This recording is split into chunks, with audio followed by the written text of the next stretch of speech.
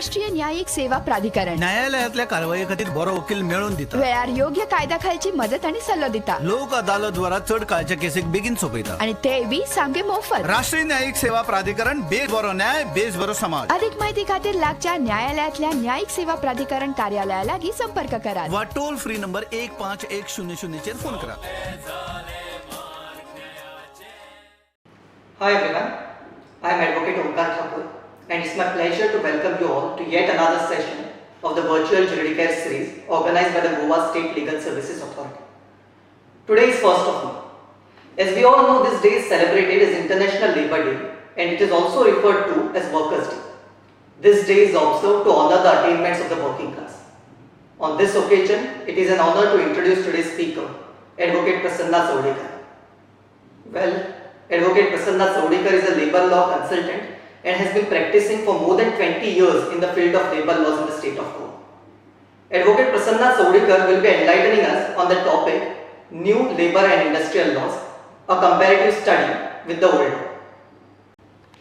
Hello everyone, today I am here to give a talk on a topic which is the new industrial labour laws as well as its comparative study with old labour laws. Now we all know that new labour laws is nothing but a consideration of 29 labour laws into 4 codes. Now 4 codes are, first code is Code on Wages. It is having consolidation of 4 new legislation, that is Payment of Wages Act, Minimum Wages Act, Payment of Bonus Act and Equal Remuneration Act. Similarly, there is another code which is an Industrial Relation Code, which includes Industrial Employment Standing Orders, Industrial Disputes Act and the Trade Union Act. Thereafter, there is a code on Social Security, which is consolidation of 9 labour laws. They are Employees Compensation Act, EPF Act and other related labour laws. Fourth one is Occupational Safety, Health and Working Conditions Act, which is a consolidation of 13 labour laws. Now, major highlights of the Code of Wages are the definition of employer, employees, establishment, wages, worker in code are more or less made similar to the earlier one. Now there are definitions like establishment, which covers every industries and trade as well as establishment and manufacturing activities. Now Equal Remuneration Act is made applicable to all notified establishment, including those establishments which were earlier not covered. Similar is the case with the Minimum Wages Act as well as Payment of Wages Act. Now there are not much changes as far as provisions of Bonus Act. Overtime wages are twice the rate of the normal rate, which was earlier applicable only to those workers who are working under factories. Nowadays, and once this code are coming into implementation, which is date was actually given on the 1st of April of 2020. However, on account of pandemic and many other reasons, it has been delayed, and there is every possibility that it will be notified shortly and this code will be implemented all over India. Now, coming back to other small changes is the payment of wages to the workers. Earlier, payment of wages to the workers was supposed to be paid on 7th or by 10th of every month, and the provision was that if the workers' strength is less than 1000, the establishments or factories were allowed to pay their salaries on 7th of every month. But in this new code, salary has to be paid by 7th of every month and you cannot pay wages thereafter. Now, coming to very important code, which is Industrial Relation Code, is concerned, now substantial changes which has been made is one in the Standing Orders Act. Standing Orders Act was earlier applicable for 100 workers. It was compulsory for registration or certification of standing orders. Now it has been increased to 300. And similar and very important aspect of this Industrial Relation Code is that earlier for closure of any establishment or factory premises which is having a strength of 100 workers or more, they were supposed to take the permission of appropriate government for closure of the factory premises. However, introduction of new code, it has made to 300, and I will like to emphasize here, as far as state of Goa is concerned, there is a notification which is gazetted on 26th of June 2020, and Goa government has made an amendment to this section already, wherein the strength of 100 workers have been increased to 300 workers. However, there is also amendment in payment of retrenchment compensation. Earlier, retrenchment compensation was paid 15 days for every completed year of service, and in view of this amended notification, which has subsequently become a law because it has passed in the assembly, and further there was an accent given by the President of India also, and therefore the state of Goa 300 and more closure, if there is implementation is done, then you have to pay wages for every completed year of service instead of 15 days wages.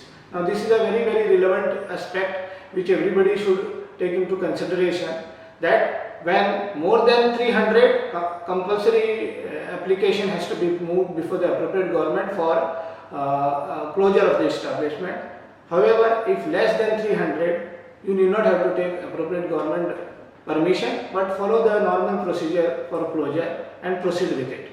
And you have to pay 45 days salary for every completed year of service instead of 15 days. This is a very important aspect which has to be considered. Now, as far as this code is concerned, the contractor as well as subcontractors are also treated as an employer, and therefore this code is very important in day-to-day functioning of every establishment, as well as important consideration has to be taken of this by the concerned workers. Now, another important aspect, that increase in penalties. Now earlier penalties in these labor laws were ranging somewhere from 100 to 500, which has been increased up to 2 lakhs rupees.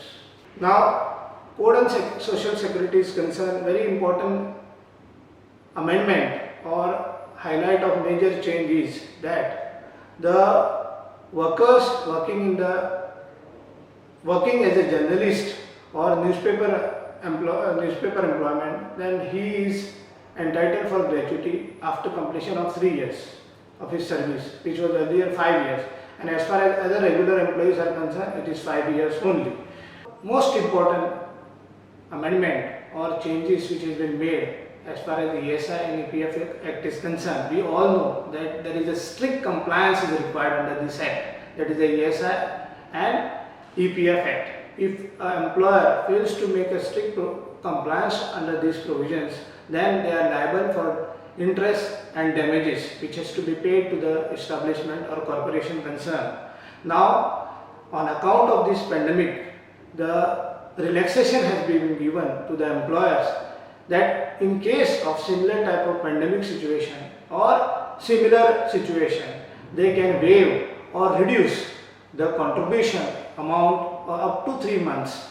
Central government may defer or reduce the compliance of this contribution to EPF and ESI Act by maximum up to 3 months. This is also a very important change which has been made in these labor laws and the code, and therefore I think, considering the pandemic situation we have faced in past, in future also the care has been taken by the central government, and Another most important aspect as far as Occupational Safety, Health and Working Condition Act is concerned, the definition of factory, the applicability is been increased from 10 workers to 20 workers when there is no use of power. Occupational safety, health and working condition, there is a major amendment, and that is that factory definition has been amended from 20 with the head of power and 40 without the head of power, which was earlier 10 and 20 respectively. Now, as far as daily workers time limit is concerned, daily working hours has been fixed up to 8 hours per day, which was earlier allowed to be extended for certain hours, as we all know as per the Secretaries Act. Now, basically there are 4 categories of the labor welfare registration. One is a welfare registration which includes Factories Act, Payment of Bonus Act, Employees Compensation Act, etc. Second one is Social Security legislation, which includes ESI Act, EPF Act, Payment of Gratuity Act, Maternity Benefit Act, etc. As far as industrial relations are concerned, it includes Industrial Dispute Act, Trade Unions Act and Industrial Employment Standing Orders Act. Regulatory regulations. Now, regulatory regulation includes Contract Labour Regulation Abolition Act, Payment of Wages Act, Apprenticeship Act, Minimum Wages Act, etc. The IR code provides that the procedure and filing has been made electronically, which was earlier not possible. Electronic filing was not made possible because there was stringent measure that you have to take approval of the concerned appropriate authorities, which was very difficult to get. Now, considering the amendment in this code, now electronic filing is admissible and permissible. Now, as far as labor legislation are concerned, we all know it is a beneficial legislation, and therefore the protection, if any, has to be given, it is always to be given to the workers, and therefore it has been specifically made out as far as these codes are concerned that you cannot contract out any of the facilities or benefits which are available to the workers, such as if a worker is entitled for ESI benefit and EPF benefit, and any employer, if he tries to contract out that he takes something in writing from the workers that they will forego the ESI or EPF benefits or any other benefits available to them under the law, which is not permissible, and contracting out of such nature will not be permissible, and it is null and void. As we all know that this is very important aspect, and this is required so that there should not be a harassment of any workers at the workplace.